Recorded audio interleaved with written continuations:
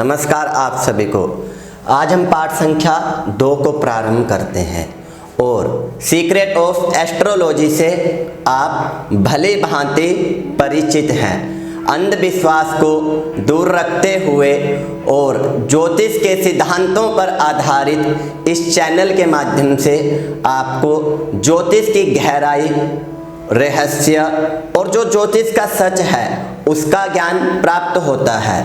क्योंकि वर्तमान समय में हम स्वयं देखते हैं कि बाजार में ज्योतिष को केवल अंधविश्वास, टूने टोटके आदि का ही इतिहास बना दिया गया है, जो कि बिल्कुल ही निरर्थक है। क्योंकि ज्योतिष में तो बहुत गहराई है, हम इसे समझते किस तरह है ये हम पर निर्भर करता है। ज्योतिष अंधविश्वास का विषय नहीं है।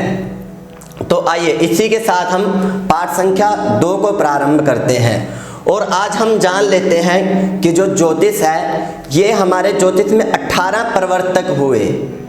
तो उन 18 प्रवर्तकों के नाम जान लेते हैं और उन 18 प्रवर्तक में सबसे श्रेष्ठ कौन है उसको जान लेते हैं। और जो हमने पाठ संख्या 1 में बात किया था कि जो हमारा ज्योतिष है वो 3 स्कंदों पर आधारित है, तो हम उन 3 स्कंदों को जान लेते हैं कि वो तीनों स्कंद कौन कौन से हैं और उन 3 स्कंदों में सबसे श्रेष्ठ कौन सा स्कंद है, और उसके बाद हम फलित ज्योतिष को जान लेते हैं। तो आइए सबसे पहले हम प्रारंभ करते हैं।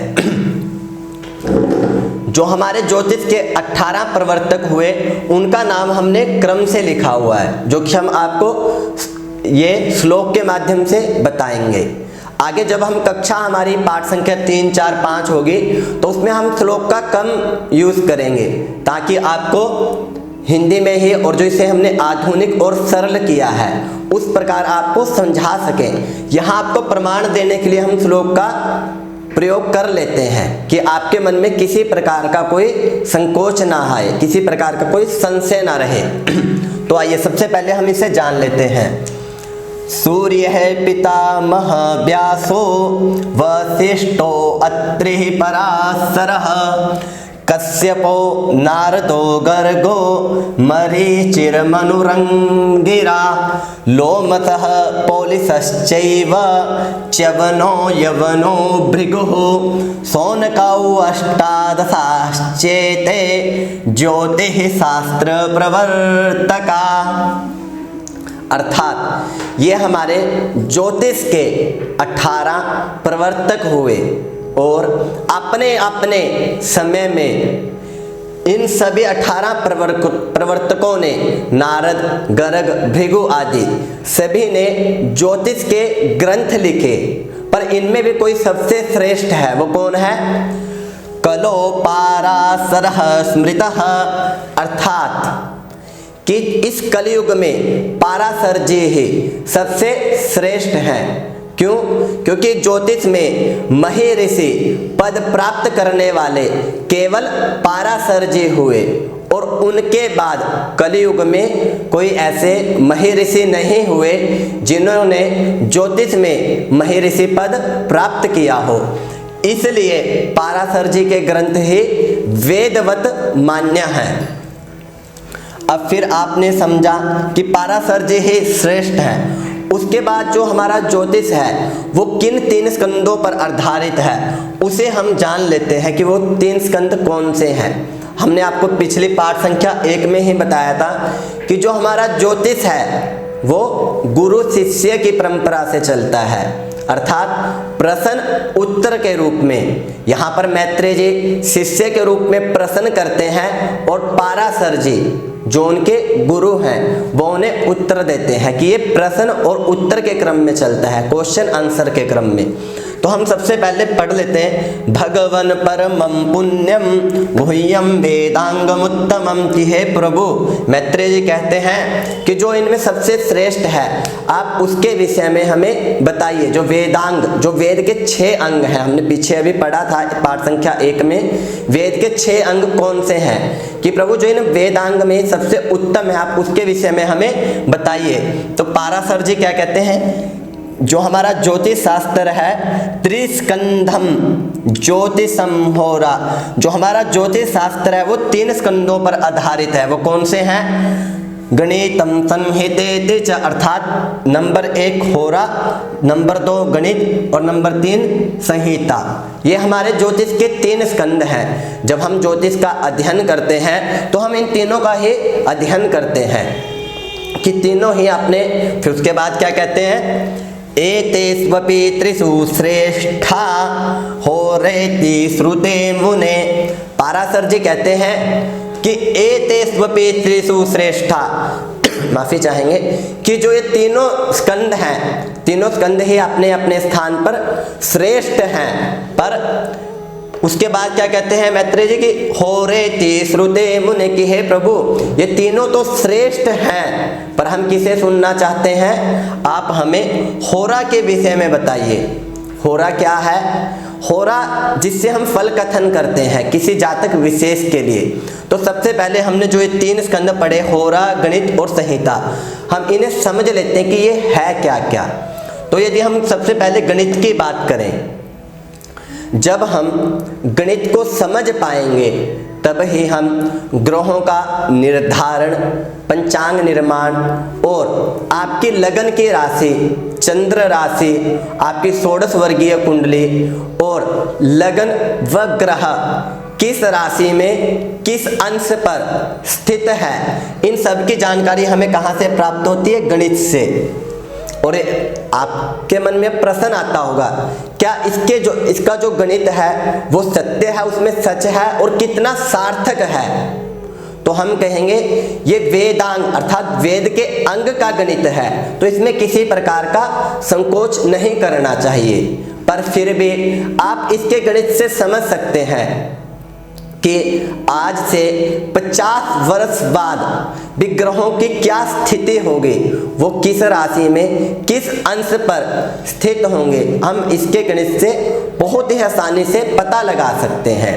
और यदि हम बात ग्रहण की कर लें तो ग्रहण के लिए भी हम इसके गणित से बहुत आसानी से पता लगा सकते हैं कि ग्रहण किस दिन होगा। और यदि हम ग्रहण के विषय में बात करें कि आज से 50 वर्ष पहले और 50 वर्ष बाद ग्रहण किस दिन किस तिथि में था, हमारे मही ऋषियों ने, जो ऋषि मुनि हुए, उन्होंने तो बहुत ही आसान, ग्रहण के लिए तो बहुत ही आसान विषय लिख दिया।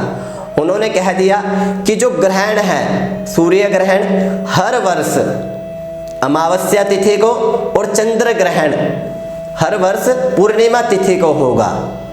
आप आज से 50 वर्ष पहले के ग्रहण उठाकर देख लीजिए, या जो 50 वर्ष बाद ग्रहण होगा उसके लिए भी हमेशा ग्रहण, सूर्य ग्रहण आपको अमावस्या तिथि को और चंद्र ग्रहण हमेशा आपको पूर्णिमा तिथि को ही मिलेगा। अब हमने इसके गणित को तो समझ लिया, और हम यदि आज बात विज्ञान की भी कर लेते हैं, हमें विज्ञान पर बहुत गर्व होता है क्योंकि विज्ञान ने बहुत तरक्की कर ली। और उसने मेडिकल, यदि आप फील्ड देखेंगे, इंजीनियर इत्यादि जितने भी हमारे फील्ड हैं उनमें विज्ञान बहुत तरक्की कर चुका है।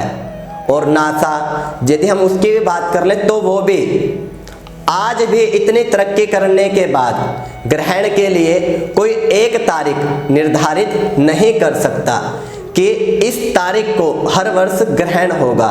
और विज्ञान ने तरक्की तो बहुत किया, पर विज्ञान को ये मानना पड़ेगा, और विज्ञान मानता भी है कि विज्ञान का जनक अर्थात पिता की, जो विज्ञान का जनक है वो हमारे वेद ही हैं, और वेद को आधार मानकर ही विज्ञान इतनी तरक्की कर पाया है।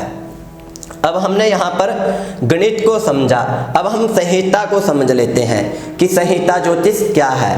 क्या संहिता ज्योतिष से इस ब्रह्मांड चराचर जगत के बारे में संपूर्ण जानकारी प्राप्त कर सकते हैं, और इसका उपयोग कहाँ किया जाता है? तो हम कहेंगे कि संहिता ज्योतिष से जो ये चराचर जगत स्थूल अर्थात ये ब्रह्मांड है चराचर, इसके विषय में हम संपूर्ण जानकारी प्राप्त कर सकते हैं। और कैसे कर सकते हैं? जैसे कि ग्रहों का इस ब्रह्मांड के ऊपर क्या प्रभाव होता है, जैसे नदी, झरना, तालाब, बाढ़, आंधी, तूफान। और यदि हम बात करें शेयर मार्केट की, शेयर मार्केट में शेयर बाजार का चढ़ना उतरना, यदि हम या फिर मास में एक से अधिक लोगों के ऊपर ग्रहों का क्या प्रभाव होता है, जैसे कि हम आंधी की बात करें, तूफान की बात करें, भूकंप आदि, भूकंप का ज्ञान और राजनीतिक परिवर्तन, अंतर्राष्ट्रीय राजनीतिक परिवर्तन और इसी के साथ मौसम के ऊपर ग्रहों का क्या प्रभाव होता है, इन सब की जानकारी और इन सब की संभावनाओं को हम इस संहिता ज्योतिष से व्यक्त कर सकते हैं। हमने संहिता ज्योतिष को भी पढ़ लिया, अब हम होरा को समझते हैं। तो होरा को आप सभी जानते हैं, होरा को ही हम फलित ज्योतिष कहते हैं, अर्थात जिससे हम किसी जातक विशेष के लिए उसकी कुंडली देकर उसके विषय में कुछ फल कथन करते हैं कि आपका जीवन अब तक ऐसा रहा, आपके जीवन में सुख रहा, दुख रहा, या फिर आपको लाभ रहा, हानि रहा, आपका आचार विचार, आपका व्यवहार, आपकी वाणी, आपका स्वभाव, जो केवल हम एक कुंडली में होरा की संहिता से समझ लेते हैं कि जातक का आचार विचार कैसा है, जातक धार्मिक होगा या नहीं होगा, आस्तिक होगा नास्तिक होगा, हम वो कहाँ से समझते हैं? होरा शास्त्र से। तो हम होरा को समझ लेते हैं कि होरा शब्द की उत्पत्ति कहाँ से हुई, तो सबसे पहले उसे जानते हैं। तो हम कहेंगे अहोरात्र शब्द से ही होरा शब्द की उत्पत्ति हुई। तो हम उसे पहले श्लोक के माध्यम से समझते हैं। आद्यंत वर्ण लोपाद होरा शास्त्रम भवत्य होरात्रात् तत्प्रतिपदश्चायं ग्रह भगणश्चिंतयते यस्मात्। अर्थात अहोरात्र शब्द के आदि के अ अक्षर और अंत के त्र अक्षर का लोप होने पर हमारे पास बीच में होरा शब्द बचता है, और होरा शब्द को ही हम फलित ज्योतिष कहते हैं। तो आप फिर सोचते होंगे कि ये जो होरा शब्द है ये अहोरात्र से ही निष्पन्न क्यों हुआ। हम इस होरा शब्द को किसी अन्य जो हमारे वेद में इतने लिखा हुआ वहां से भी तो ले सकते थे, पर इसे अहोरात्र शब्द से ही क्यों लिया गया। तो हम कहेंगे कि प्रवाह वेग से एक दिन में हमारी 12 मेष आदि राशियां उदित होकर अस्त होती हैं, जिसे हम लगन की राशि लगन भी कह देते हैं। और जो हमारा लगन है वो किसके वशीभूत है? वो समय और ग्रहों के वशीभूत है। माफी चाहेंगे, वो समय और ग्रहों के वशीभूत है।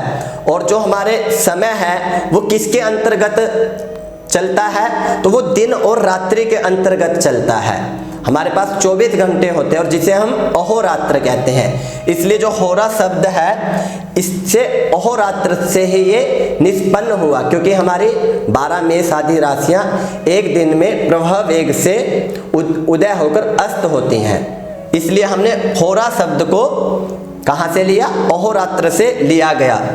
उम्मीद है कि आपको ये पाठ अच्छा लगा होगा। यदि आपको पाठ अच्छा लगा तो आप कमेंट करके अवश्य बताइएगा। आपके मन में यदि किसी प्रकार का कोई संकोच है तो आप कमेंट के माध्यम से या किसी भी माध्यम से आप हमसे संपर्क कर सकते हैं। आपकी स्क्रीन पे number, phone number, email ID चलता है। उम्मीद है आपको पाठ अच्छा लगा होगा। अपने मित्र, बंधु, प्रियजनों के साथ व्हाट्सएप पर शेयर अवश्य करिएगा। आप सभी को नमस्कार।